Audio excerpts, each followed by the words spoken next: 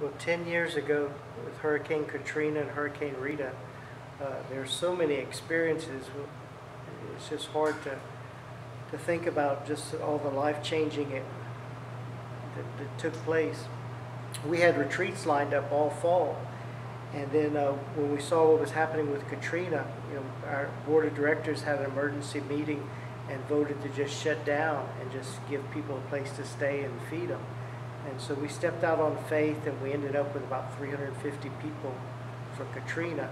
And then when Rita was coming, a lot of people had already left, and their electricity had come back on, and had gone back home. But I met with the night before Rita hit. I met with all the remaining evacuees in this room, and told them it was likely we would lose power, and that if they had another place to go ahead, but we would just hunker down and take care of them the best we could.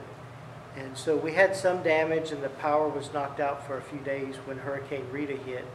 And the local fire department brought us MREs, and we had gas stove, and we just did the best we could. And then we started getting evacuees from the Lake Charles and southeast Texas and Sulphur and that area.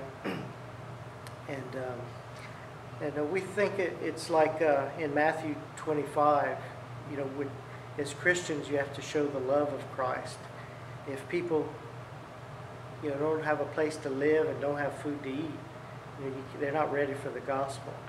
So there's so many testimonies that were given and lives that were changed because of the love of Baptists ministering across South Louisiana and across the country.